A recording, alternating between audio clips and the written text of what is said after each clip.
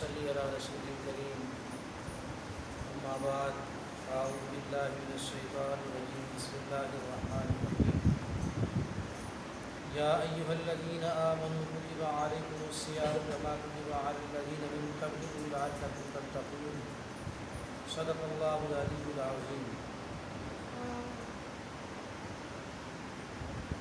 سورۃ البقرہ آیت نمبر 183۔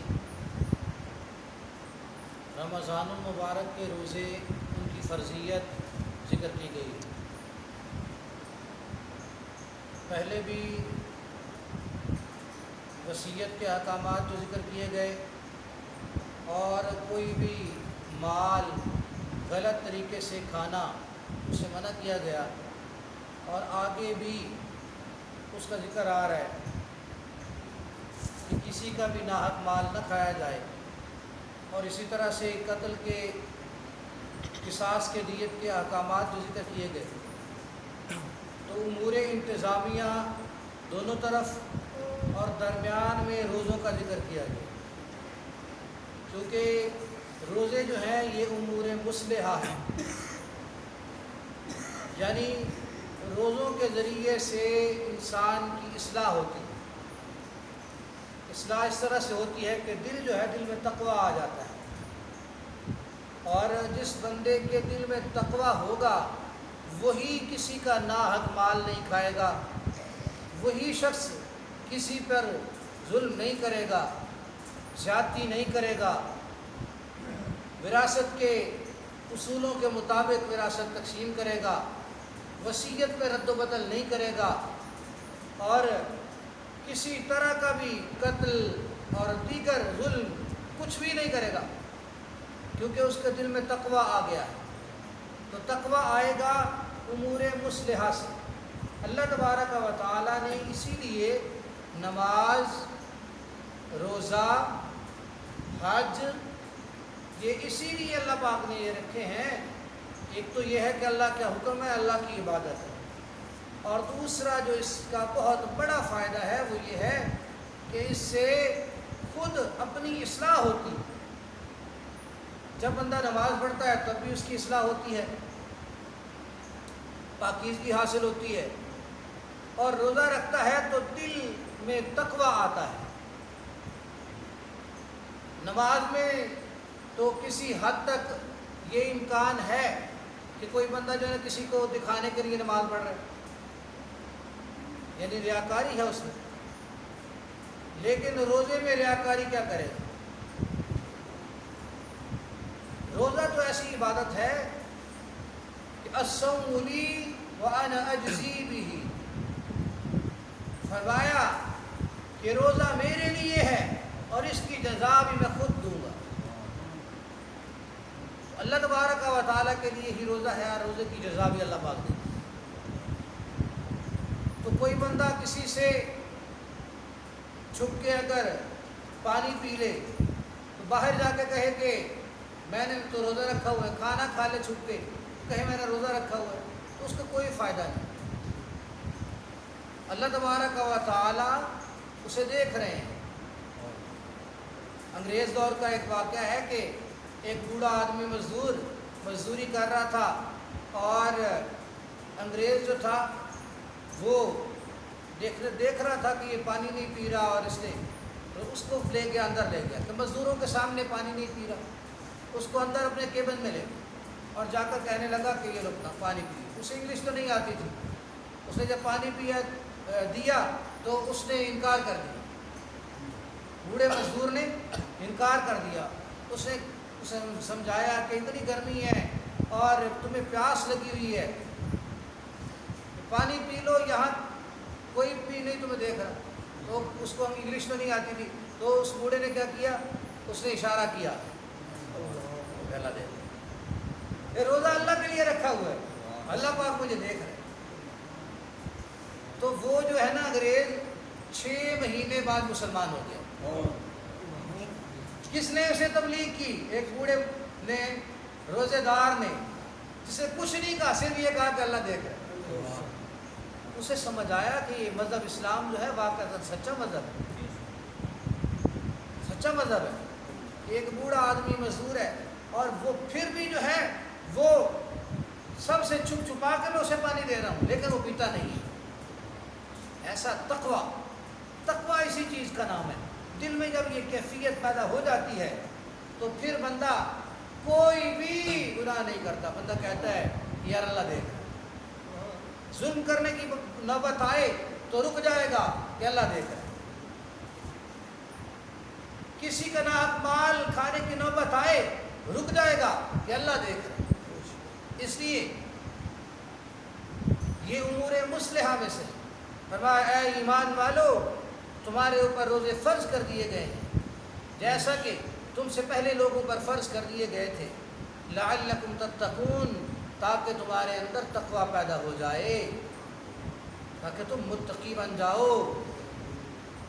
پہلی امتوں میں بھی روزے فرض تھے لیکن ان کی نوعیت جو ہے اور ان کا ڈیوریشن جو تھا روزے کا وہ الگ تھا اس حساب، اور جیسے کہ کا مطلب یہ ہے کہ جیسے کما کتبہ کا مطلب یہ ہے کہ روزے فرض تھے ان پر بھی تم پر بھی، اگرچہ ان کے روزے الگ تمہارے روزے الگ،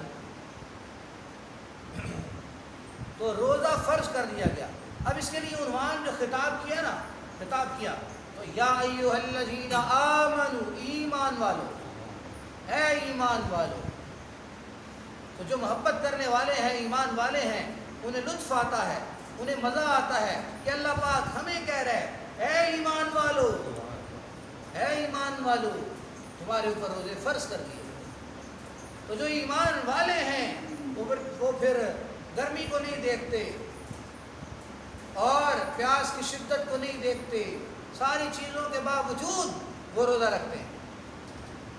لیکن اللہ تبارک و تعالیٰ نے رخصت بھی دی، فرمایا ایام معدودات، یہ چند دن گنتی کے دن ہیں، یہ صرف تم نے ایک مہینہ بس روزے رکھنے ہیں، 29 دن ہوں گے یا 30 ہوں گے، بس یہ گنتی کے چند دن۔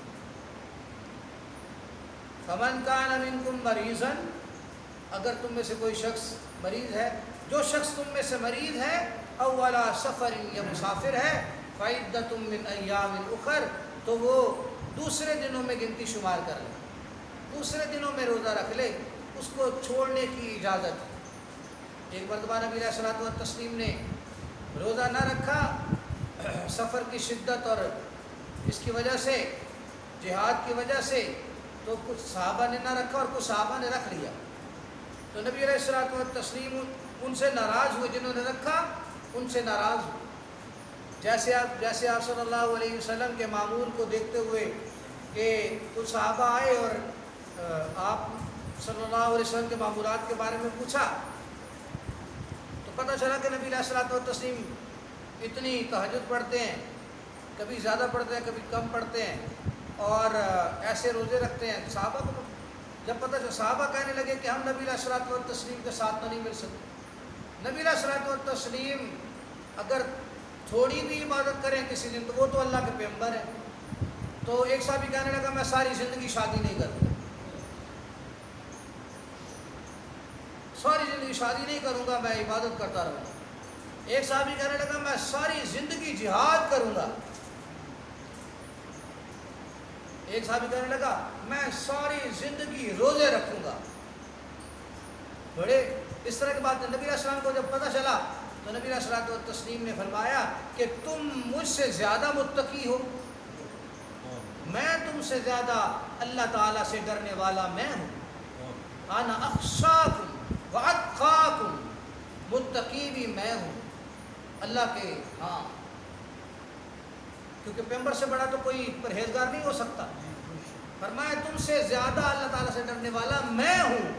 تو جب میں شادی بھی میں نے کی ہے، شادیاں بھی کی ہیں، روزے بھی رکھتا ہوں، افطار بھی کرتا ہوں، چھوڑ بھی دیتا ہوں، اور بیوی بچوں کا بھی خیال رکھتا ہوں، جہاد بھی کرتا ہوں، مسافروں کا بھی خیال رکھتا ہوں، مہمانوں کو بھی اٹینڈ کرتا ہوں، مہمانوں سارے ہر کسی کے حقوق میں ادا کر رہا ہوں، تو تم ایسے کیسے کہہ سکتے ہو میری سنت سے؟ فرمایا کہ جس نے میری سنت کی مخالفت کی وہ ہم میں سے نہیں، جس نے میری سنت سے اعراض کیا وہ ہم میں سے نہیں۔ لہذا شادی کرنا نکاح سنت ہے، جہاد سنت ہے، اور حالات کی تبدیلی سے بسا اوقات پھر فرض ہو جاتا ہے۔ اسی طرح سے کاروبار کرنا یہ فرض ہے، کاروبار کرنا یہ فرض ہے۔ اللہ تعالیٰ کے دیے ہوئے رزق میں سے حاصل کرے، اس کے لیے کوشش کرے۔ اپنے بیوی بچوں کو بھوکا مرنے دے اور کہے کہ میں جہاد کے لیے جا رہا ہوں، یا میں تبلیغی جماعت کے لیے 4 ماہ کے لیے جا رہا ہوں، اور پچھلے جو ہے نا وہ مر رہے ہیں۔ بعض جگہوں پر ایسا علماء ایسا نہیں کہتے، علماء تو صحیح دین بتاتے ہیں۔ یہ مجذوب قسم کے لوگ ہوتے ہیں جنہیں سمجھ نہیں ہوتی دین کی، اور پھر لوگ باتیں کرتے ہیں کہ یہ دین والا ہے، یہ دین والا ہے، اور اس نے جو ہے نا اس نے اپنے بیوی بچوں پہ زیادتی کی ہے۔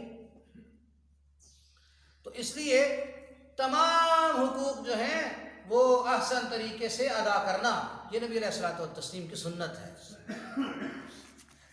تو فرمایا مسافر ہے فعدۃ من ایام اخر، دوسرے دنوں میں روزہ رکھ لے اور چھوڑ دے۔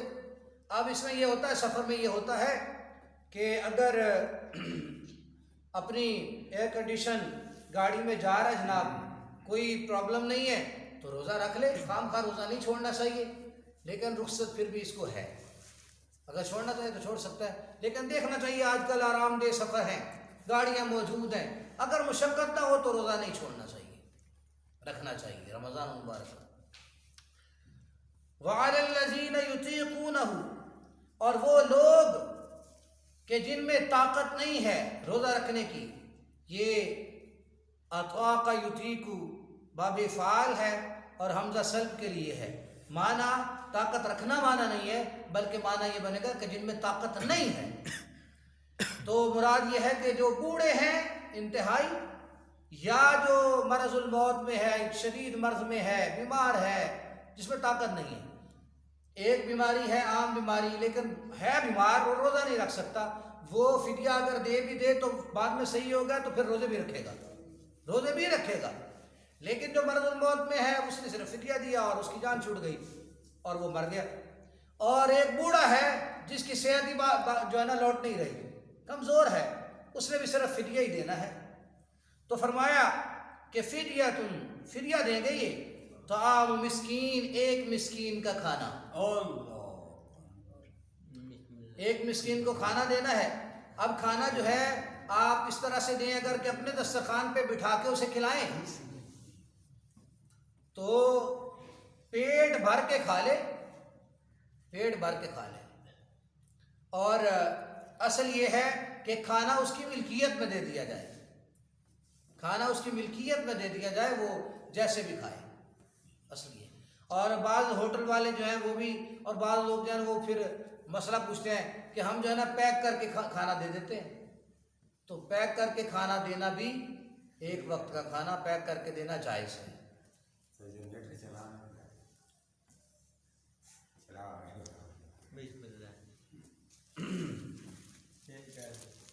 فمن تطوع، اب کھانا جو ہے جب مسکین کو کھلایا جائے گا تو یہ 2 وقت کی روٹی ہے، 2 وقت کھانا دیا جائے گا اسے۔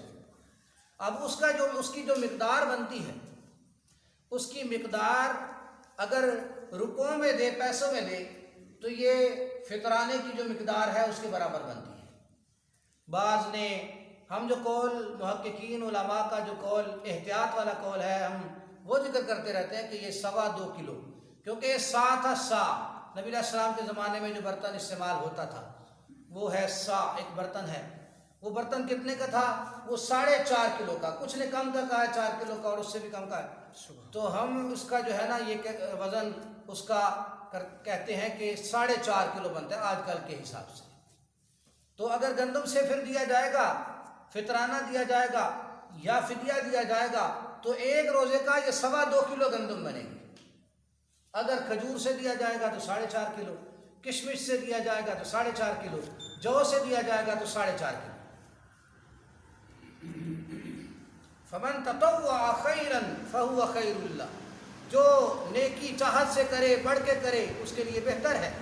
یعنی جو پھر بھی نوافل ادا کرتا ہے یا فدیہ وغیرہ دے دیا اور پھر بھی اس کو موقع ملا، اس نے روزے رکھے، تو فرمایا اس کے لیے یہ بہتر ہے جس شخص نے بھی نفلی حکم کوئی بھی نفلی روزہ رکھا یا صدقہ کیا، فرمایا یہ اس کے لیے بہتر ہے۔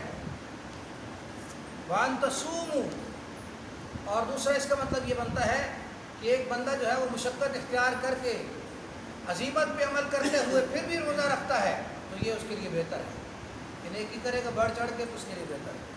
وَأَن تَصُومُوا خَيْرٌ لَكُمْ، اور روزہ رکھو یہ تمہارے لیے بہتر ہے اگر تم جانتے ہو۔ تو اللہ تبارک و تعالیٰ نے رمضان المبارک کی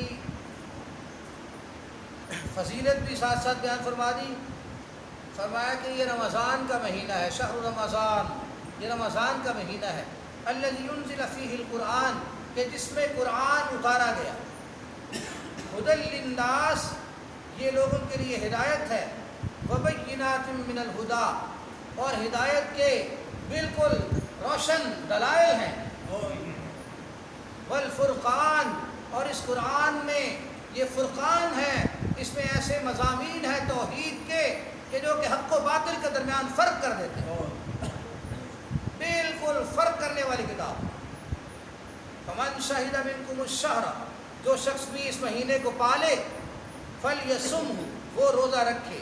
تو جب مہینے کو پا لیا تو روزے اس پر فرض ہو گئے۔ ومن کان مریضا، اور جو شخص بھی مریض ہے، اولا سفر، یا مسافر ہے، فعدۃ من ایام اخر، وہ علیحدہ دنوں میں شمار کر لے۔ یرید اللہ بکم الیسر، کیونکہ اللہ تبارک و تعالیٰ تمہارے ساتھ آسانی کا معاملہ چاہتے ہیں، ولا یرید بکم العسر، اور اللہ پاک تمہارے ساتھ مشکل والا معاملہ نہیں چاہتے۔ وَلِتُكْمِلُوا الْعِدَّةَ، اور گنتی پوری کرو، وَلِتُكَبِّرُوا اللَّهَ عَلَىٰ مَا هَدَاكُمْ، اور اللہ تبارک و تعالیٰ کی بڑائی بیان کرو جیسا اللہ پاک نے تمہیں ہدایت دی ہے، وَلَعَلَّكُمْ تَشْكُرُونَ، اور تاکہ تم شکر ادا کرتے رہو۔ یہ اللہ پاک کی بڑائی بیان کرو، اللہ پاک کا شکر ادا کرو۔ یہ اللہ تبارک و تعالیٰ نے عظمتوں والا مہینہ رمضان المبارک دیا، اور روزے اتنی بڑی فضیلت جو رمضان المبارک میں حاصل ہوتی ایمان والوں کو، میں اس پہ اللہ پاک کا شکر ادا کروں۔ اس کے بعد آگے بھی اس کے مسائل چل رہے ہیں کچھ آیات تک، تو انشاءاللہ اگلے درس میں، کل کے درس میں ذکر کریں گے۔ وآخر دعوانا الحمدللہ۔